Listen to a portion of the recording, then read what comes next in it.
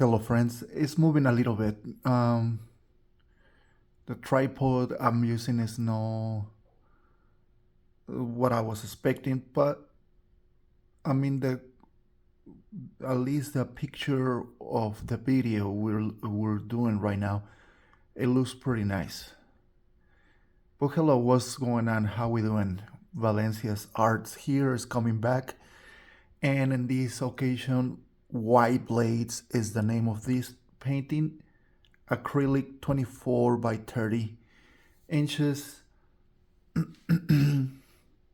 and is part of the saga of the Hunger animals of Kung Fu style I practice myself and teach. And this occasion, the crane is one of them, and is another iconic and very emblematic animal. Not as much as the cobra or the tiger, but it's a good third place. It's a good third place. I mean, if we think about it, between the dragon, the cobra, and and the snake, and in a specific, yeah, the cobra, the tiger, and the dragon. Between those three, it's hard to say what's number one, right? Because they're being used everywhere. When it comes to crane, it's mostly martial arts for what I'm being seen. However, uh, I think I think the crane is being used to, like, they bring babies, no, like the way they tell kids. Uh, I mean, for say here in the U.S., I don't know if in Mexico. I think Mexico too. They say, "Oh, how that I was born," and they tell you, "Oh, the crane bring you. The crane bring you to the window of my house, and since then I've been taking care of you." They're no, I mean, because we pure and innocent. We don't understand how we born. How we come to this life. And I think that's one of the emblematic and iconic way to see cranes. Then they bring babies to the world. Other than that, I don't know much if it can be used for anything else that I know as a symbolism than martial arts. I mean, you see it in karate, like Karate Kid is one of those. I mean, the crane kick with the crane wings, and everybody knows that all over the world. Now, I mean, there's Kung Fu Panda now, so now they use it there. But you'll see it in a lot of Asian work, and on paintings. Not much of shirts. A lot of people, I'll see people with tattoos, with cranes. Um, but yeah, I don't have a lot of meaning behind the crane. Uh, and obviously, I mean, for many cultures, is good luck and good and prosperity, and good fortune. Mm, but I cannot recall nothing more than martial arts. And in this case, Kung Fu is one of them, and is on the Hunger style. And there's a lot of styles of crane Kung Fu. It's not just one that I know, or that I hear. I hear there's like many different, because it's black crane, and I think golden crane, and white crane Kung Fu. That's what I know. I don't know if they're red. I mean, it might be. But for I know for reading, or for a documentary, but I know the birth of the crane style is in a palace in Taiwan, and I know that from a friend who teach uh, a style of karate just based on the crane. It might be Okinawan karate. I don't know. I mean, I'm not too familiar with Okinawan karate either. Although when I started training martial arts, I did train karate, which was karate do, based on American karate, Chuck Norris, kickboxing, and all that. The way that Chuck Norris was teaching karate, I don't know if it was Tang Soo Do with karate, because it was a long time ago. Uh, and pretty much that's why I fall in love with martial arts too. I mean, I did so first time I saw kung fu movies on cable TV in the 80s when I was a kid, and it was amazing to watch. Then I saw Bruce Lee, and it was even better. But the idea or why I like martial arts was because that I just say, and because um, I was bullied when I was a kid, and in the case of uh,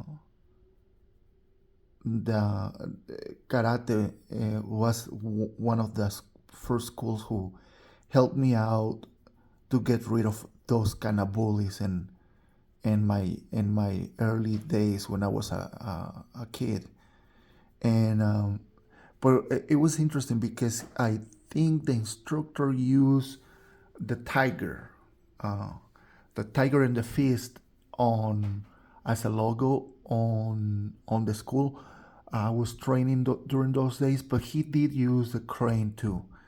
The crane was there too, not much, but it was there. It's very like it's not like uh, let's say too famous, underrated. I think that's the word I was looking for. It's very underrated. No much people knows about it, and yet a lot of people knows. And they will, you know, I mean, we know. I mean, a lot of people knows about the crane style because Karate Kid in the 80s, part of the 90s, and Kung Fu Panda, right? Because Kung Fu Panda, the crane is there, and a lot of people knows now. But yeah, crane is very aggressive style, and it's just the way that is developed in how the winds are a big part of the martial arts on all over Asia. The winds, how they're being used, the pick is being used more in kung fu, but the winds, obviously in kung fu, but karate use the winds more than other ones, and I guess because the influence of kung fu and karate and Okinawan karate has to do with a lot of that. And like I say, I mean, for what I know, because this friend instructor told me, the beard of the crane style is in somewhere in Taiwan. It's like a palace, and it's like 500 years old or more. And there you have it, guys. I mean, I don't have much to say about that. I can say then there can be mean animals. They're really fast when they're fishing. If you notice, I mean, just watch the documentaries when they're fishing and they saw the fish in the water and they just go for it. It's like a 22 caliber bullet going through the water just to catch the fish or the frog or the snake really fast. And I mean, you can see these animals fighting sometimes, and they use their legs and wings and their beaks. And I guess the observation during so many years, that's why they imitated. I see a video where a crane hit a buffalo in the head and make the buffalo run, actually. So you can see how powerful is their beaks, right? Their beak is really powerful. And beak pretty much the buffalo's head, and the buffalo really freaked out, like it really hurt him. And that's the goal of every martial artist, to be like the crane, like it doesn't look like it's gonna hurt anything, but they are so powerful. And I mean, look for that video when crane versus buffalo or bull, buffalo. I think mostly the way it attack that buffalo is very incredible. And that's the main point of kung fu or karate, no, or martial arts, based on this animal, how something that looks very fragile and thin can defeat something big, strong, and thick and very muscular, right? But that's the main goal of kung fu or martial arts. Small people can defeat a big people, or vice versa. I mean, a big people who knows about these techniques can defeat other armies, like, or other groups of people who don't know, then something like the crane can defeat it. There are a group of Shaolin monks who take care of the abbots, like Dalai Lama, for example. Those just practice the crane style, and they're deadly, deadly people. And they don't really use weapons. I think they use long poles, or kind of like medium pole, not too long. Like you can find those in Wing Chun. They're really long. I think those monks that I'm talking to you guys, they use like a medium size. For and this is a conversation more than those who knows about martial arts, and especially Chinese martial arts. And they're deadly, man, and they can defeat anybody easily. And again, the beauty and the thin appearance and fragile appearance of a crane looks like it will not do damage, but once you understand the movements and mechanics of this kind of bird, I mean, they're very effective, and in the battle of on the streets, no battle, self defense for the streets, right? Well, that's it for my explanation for my side, and I don't have much about it. It's just a very very unique, and a really happy that I paint this one.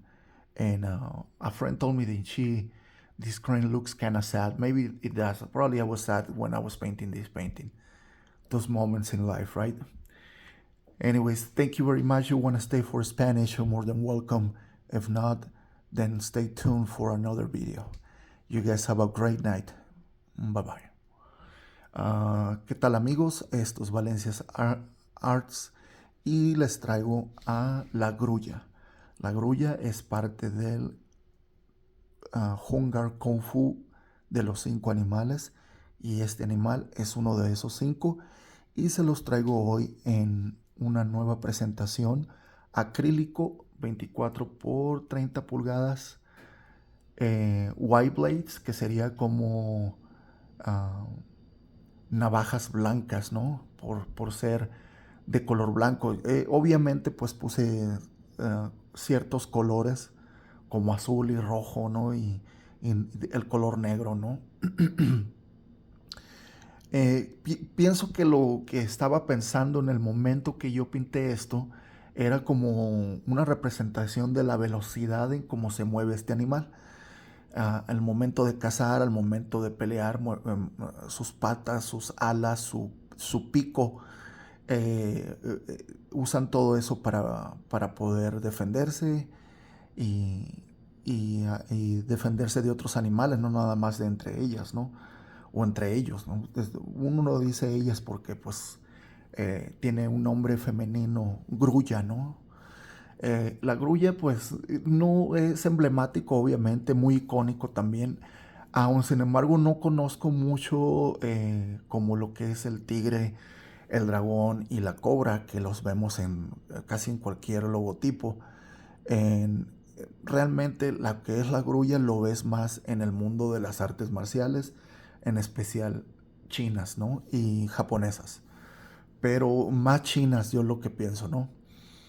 Mm, es un animal que por apariencia parece frágil, pero hay un video donde una grulla detiene a un búfalo de un picotazo y el búfalo pues ahora sí que bien sacado de balance, ¿no? Que cómo es posible, como puedes ver que el búfalo no podía ni creer, ¿no? De lo que estaba sucediendo, ¿no? Son animales muy poderosos, tienen una velocidad increíble al momento de cazar, ya sea otras aves, ¿no? En el agua o pescados o peces o serpientes o ranas, ¿no?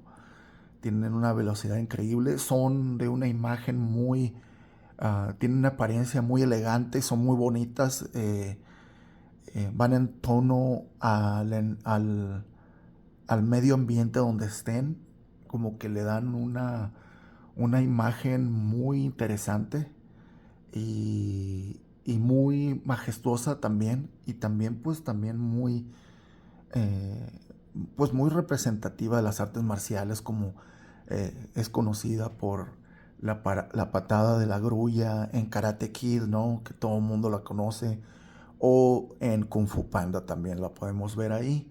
Y es donde más se conoce, es lo que le dio esas dos películas, les dio fama a este animal. Aún sin embargo, en el mundo de las artes marciales, pues tiene mucha fama, ¿no? Hay un palacio en Taiwán que me comenta un amigo que tiene más de 500 años y fue el nacimiento del estilo de la grulla, ¿no? El estilo de Kung Fu de la grulla. Muy, en el Kung Fu obviamente se usa las alas, se usa los pies y se usa las manos como un picotazo también. En el karate se usan más como, ya ven, el golpe de karate con la mano, ¿no? Como, como una espada. Dicen que esas son las alas de la grulla y pues ahí lo tienen, ¿no? Es lo que más sé de este animal, ¿no? También estaba diciendo como una especie como de algo, como broma, pero no es como una broma, pero pues es conocido, ¿no? Que las grullas traen la cigüeña, ¿no? Que la cigüeña que trae a los bebés, las grullas traen a los bebés, ¿no? Al mundo. Cuando te preguntan un niño con su inocencia cómo nacemos, pues le decimos la grulla te trajo, ¿no? Y aquí estás, ¿no? Y es la manera que sabemos, ¿no? Bueno, es la manera que yo más o menos entiendo que cigüeñas son grullas. A lo mejor las cigüeñas son otra cosa, pero pues por lo que yo sé, las grullas son las que traen a los bebés al mundo, ¿no? Y eso es lo que las hizo también famosas. No sé cuál es la relación en todo eso, pero pues ahí está, ¿no? Yo creo que por ser tan... ah, probablemente porque pueden volar largas distancias y porque pueden pelear, ¿no? O sea que si tienen un bebé, a, a lo mejor pelean hasta la muerte, ¿no? Y por eso eh, en Asia el estilo de la grulla es tan importante. Hay el grupo de guardaespaldas del Dalai Lama, se dice que son peleadores de la grulla, del estilo de la grulla, y son mortales, ¿no? A lo que me han comentado. Son bastante habilidosos, no necesitan armas y son eh, fantásticos y muy poderosos peleadores. Y pues esto es lo que sé más o menos de este estilo. Muy impresionante estilo. Está en el Wing Chun. Y pues algo que yo recomiendo que busquen el video también de cómo la grulla pelea contra un búfalo. Y pues es lo que más que nada que algo tan frágil en apariencia, ¿no? Pueda tener tanto poder, pues es así como es el Kung Fu. El Kung Fu tiene eso. Te da un poder, o las artes marciales, un poder que no te imaginas que lo tienes hasta que lo practicas y que realmente sí funciona en el momento necesario, ¿no? Y en otras cosas también. Le da a uno mucha fuerza. Pues esto es mi explicación sobre esta pintura, por qué la pinto, qué representa la grulla y espero que les haya gustado, ¿no? Y pues no se pierdan el siguiente episodio de mis pinturas y de lo que quieren decir y lo que quiero transmitir. Y así nos vamos a ir conociendo poco a poco. Gracias y hasta luego.